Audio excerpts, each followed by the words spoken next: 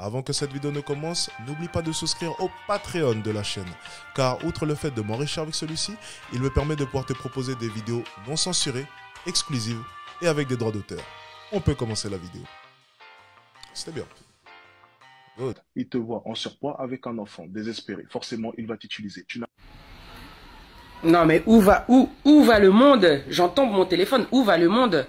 Vos coachs là, il faut les destituer, il faut les enfermer. Mais qui est coté, frère? Pichi n'est pas coté. Une daronne qui, parce qu'elle a un enfant et qu'elle est un peu ronde et tout ça, tu lui dis, t'es pas coté, on est là que pour... Un peu ronde, 110 kilos pour 1m65. 110 kilos pour 1m65. Un peu ronde. Je répète, la mauvaise foi en personne. Hein. 110 kilos pour 1m65. Définition de cette femme-là, un peu ronde. D'accord, ok. Regardez, on va faire un test. Je crois que c'est ça, non? Ok. Ça doit être ça? Non? Non, c'est pas IMC. Non, c'est pas ça. C'est quoi déjà? Je pense que ça marche aussi. On va même mettre, allez, 5 ans, je pense. Est-ce que... Vous êtes prêts, les gars? 1m65 pour 85 kilos. J'ai même pas mis 110 kilos, les gars. J'ai même pas mis 110 kilos. Regardez. Son IMC est à 31,2. Entre 30 et 35, obésité modérée. Elle est déjà en état d'obésité. 85 kilos! On augmente. On passe à 95. On est encore loin de son point. On est où? On est à 34,9. Obésité modérée. On va passer à 100. Qu'est-ce qui se passe à 100? Hein? Qu'est-ce qui va se passer, les gars, à 100? Obésité sévère. Est-ce que vous entendez le mot sévère? Elle a dit quoi déjà? C'était quoi son terme? Un peu ronde. Les scientifiques te disent obésité sévère. On va augmenter. Bon, j'imagine qu'à 5, on va rester dans de l'obésité sévère. Non? On a combien? 105 kilos, 38,6. On est proche, ok, de l'obésité morbide ou massive. Je répète ces termes. Un peu ronde. 1m65, 110 kilos maintenant. On est à 40,4 sur l'échelle de l'IMC. Et on est en obésité morbide ou massive. Obésité morbide, qualifiée par cette même femme, un peu ronde. Je répète, obésité morbide, risque de mourir, les gars. Qualifiée par cette femme, un peu ronde.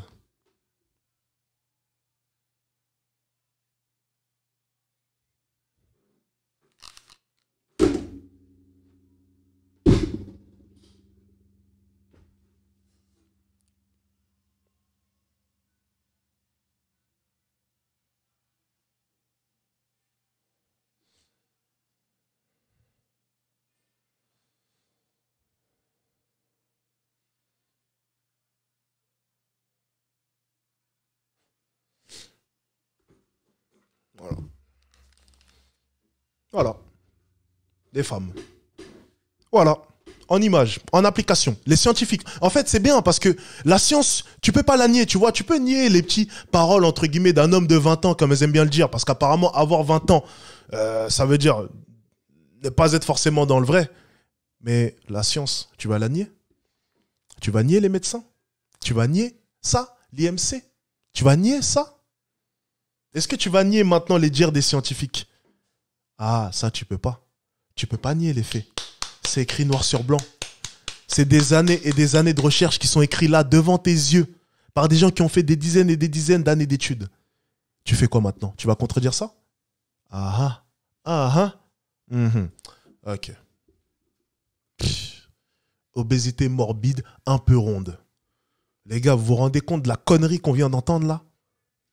Les gars, 1m65, 110 kg, 40,4, son IMC, obésité morbide, et on nous qualifie ça de un peu ronde. Et on s'étonne qu'en live, je l'alarme sur ça, et je lui dis des termes durs pour lui faire comprendre que meuf, C'est le moment. C'est pas normal. On me reproche d'essayer de sauver des gens, d'essayer de réveiller des gens sur des problèmes profonds. Et vous, pendant ce temps, vous essayez de les caresser dans le sens du poil. Et ça passe. Allez, on continue. Pour t'utiliser, tu fais pitié à tout le monde, ferme ta gueule, va à la salle. Non, les gars, non. Comment un coach peut dire ça? Comment un coach peut dire ça en live en plus, devant des milliers de personnes, sachant que son truc va être repris? Non, qui est coté, frère? Dis-nous, qui est coté? Dis-nous qui est coté dans la vie, en fait. Moi, j'aimerais bien que tu répondes à cette question. Deux femmes totalement différentes, toi, tu es là, tu rabaisses seulement. Mais qui est coté? Il faut nous dire qui est coté. Les meufs qui regardent ces vidéos là, lui là, parce que ça envahit nos pourtours, parce que tout le monde partage, tout le monde fait des collages, tout le monde. Moi, les gars, partagez. La première, donc en fait, moi la première, moi y compris, parce que là ça m'a trop. Ah oui, parce que t'es en train d'alimenter la polémique, tu vois, encore une fois. Et c'est bien parce qu'en parlant, elle s'est rendue compte qu'elle s'est contredit. Donc en fait, elle a dit, et moi la première. Hein. Bah oui, tu te contredis en fait, c'est ce que tu fais depuis tout à l'heure. Tu te contredis, c'est oui les gens, parce qu'apparemment on est en train d'alimenter, mais bon moi aussi d'ailleurs. Voilà, contradiction encore une fois. C'est drôle de voir à quel point est-ce qu'il y a des contradictions toutes les secondes, tu vois. Elle essaie de battre un record, on a l'impression. Le record des contradictions. Psst. Ça m'a trop zaf. Ne prenez pas ça pour vous. Les critères de cette personne qui s'improvise coach et qui n'est pas du tout coach. Il n'a pas du tout l'attitude d'un coach. Il n'a pas du tout la bienveillance d'un coach. Il n'a pas du tout... Bah, tu vois, c'est drôle parce que quand je vois tous les avis depuis tout à l'heure, je me dis que je suis peut-être un bon coach au final. Parce que au final, un coach, c'est quand même quelqu'un qui va t'apporter des conseils que tu ne retrouveras pas autre part ou chez tes amis ou chez ta famille. Sinon, tu prendrais un coaching avec ta meilleure pote. Non? Vrai ou faux? Donc, en l'occurrence, en voyant leur avis depuis tout à l'heure, je me dis, bah, ouais, je suis peut-être vraiment un bon coach au final. Mon avis diverge et mon avis est dans le vrai. Tandis qu'elle part sur un monde idyllique, sur leurs convictions, elle se base sur leurs convictions. Moi, je me base simplement sur des faits scientifiques, sur des études, sur la réalité au final. Et j'y apporte en plus un contexte à tout cela. Parce qu'apporter des études et des faits, c'est bien, mais mettre un contexte dans tout cela et apporter ensuite son opinion, c'est beaucoup plus pertinent que simplement se baser sur le côté émotionnel et dire « Il ment, c'est un connard, sa maman l'a porté. » Ça n'a pas de sens. Oh, zut, excusez-moi. On va lire les commentaires. Bienveillant ne veut pas dire être coulant ou materner les gens. Hein. Tu peux être très direct et très franc avec les gens tout en étant bienveillant. D'accord? C'est pas incompatible. Hein. Mais là, c'est abusé. C'est de la descente en fait. C'est pas comme ça que ça se passe. Donc n'écoutez pas les paroles de ce genre de coach charlatan là, qui vont vous faire croire que vous ne valez rien, qui vont vous faire croire que vous êtes désespéré et que c'est comme ça que vous êtes perçu, parce que ce n'est pas du tout le cas. Ce n'est pas du tout le cas. Chacun a son chacun. Croyez en vous. Si vous croyez en vous, vous allez attirer ce qui est fait pour vous. Point final en fait. N'écoutez pas ces... Et pour croire en soi justement, tu penses qu'il faut faire 110 kilos et 1m65 et être en obésité morbide? Tu penses que c'est une bonne manière de croire en soi, ça? C'est un bon démarrage, tu penses? Avoir du mal à s'asseoir sur le métro et prendre qu'une place? Non, c'est ça que tu veux. C'est vrai que c'est une bonne manière d'avoir confiance en soi. Hein. T'as raison, c'est logique. C'est totalement logique, t'as raison. Elle a peut-être raison au final. Hein. Les genres de charlatans qui vont vous dire ferme ta bouche et va à la salle parce que t'es en surpoids, en plus t'as un gosse, en plus donc t'es désespéré. Mais ou tu es perçu comme désespéré. Mais faut arrêter ça. Faut arrêter ça. Dans la tête de qui? Dans la tête des gars comme lui.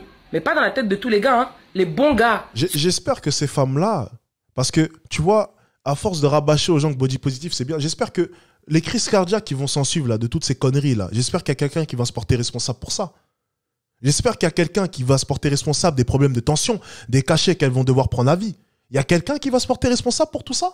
Parce que leurs conneries de body positive là, c'est dangereux. Qui va se porter responsable pour toutes les conneries qu'elles sont en train de leur rabâcher? 110 kilos, 1m65, obésité morbide, et tu qualifies ça de un peu ronde. J'espère que tu vas te porter responsable de ce qui va en devenir. Parce que là, c'est très grave, c'est criminel. On dit souvent que mes propos sont dangereux, mais quand on regarde dans le fond, qui est le plus dangereux? Un gars qui veut alarmer une femme qui a son IMC à 40, obésité morbide, et lui dit d'aller à la salle plutôt que se concentrer sur son mec qu'il a fait tourner depuis 6 mois, ou une femme qui lui dit t'as pas raison, il a tort, crois en toi, t'inquiète pas, t'es juste un peu ronde. Un peu ronde, 40 d'IMC, obésité morbide, les scientifiques l'ont dit. Tu vas contredire ça maintenant? J'espère que tu vas te porter responsable de ce qui va en... Parce que... Allez. Ceux qui sont faits pour vous et avec qui vous allez durer, ils ne voient pas une femme forcément parce qu'elle a un enfant et qu'elle est ronde, c'est sa morphologie, d'accord? Il peut kiffer les meufs rondes, même s'il kiffe les meufs rondes. C'est pas parce que tu es ronde et que tu as un enfant que ça veut dire que forcément, tu es vu comme étant désespéré et on va t'utiliser. Ça, c'est des conneries. Comment on peut laisser même une personne s'appeler coach et dire des conneries pareilles? C'est pas possible. Voilà, et regarde ce qu'un coach va te répondre. C'est bien. Un homme qui te laisse en surpoids comme elle est-ce qu'il t'aime réellement? Vous savez, il y a eu des intervenants, parce que moi, vous voyez, moi, je travaille, moi, tu vois, je fais pas du hasard, je fais pas comme elle, hein, j'allume pas un TikTok et je me mets à parler pour rien, tu vois. Moi, je travaille mes sujets. J'ai vu une émission que je regardais justement sur l'obésité, parce que je m'intéresse beaucoup à ça, tu vois. Un homme qui était venu... Ah, d'ailleurs, une autre émission. On va même parler, parce que c'est trop scientifique, je vais vous parler d'un terme, une émission beaucoup plus simple. C'était C'est mon choix.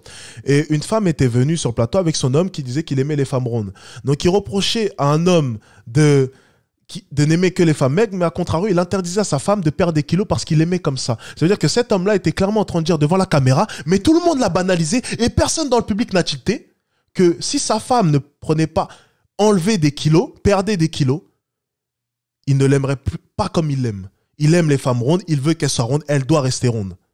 Donc, on est en train de banaliser le fait que des hommes, parce qu'on va reprendre ces termes, des hommes soient attirés par des femmes en obésité morbide et aiment cela. On est attiré par le fait que des hommes sont attirés par des femmes qui courent tout droit vers la mort. On est en train de banaliser le fait que des hommes ne conseillent même pas à la femme, soi-disant qu'ils aiment, de prendre soin de sa santé et de perdre les kilos qu'elle doit perdre. On est en train de banaliser cela. Comme ça, d'un revers de la main, on banalise cela. Et tu prétends donc que des hommes l'aimeront réellement s'ils acceptent cela? Tu penses réellement que ces hommes-là l'aimeront? Non. Non. Non, non. Un homme qui t'aime te laissera jamais avec un IMC à 40. Ça vous fait peut-être mal de l'entendre, mais un homme qui t'aime ne te laissera jamais avec un diagnostic de la part des médecins obésité morbide, risque de mort, obésité massive. Un homme qui t'aime ne te laissera jamais rester comme cela. Jamais de toute ta vie. Il te poussera à perdre ces kilos.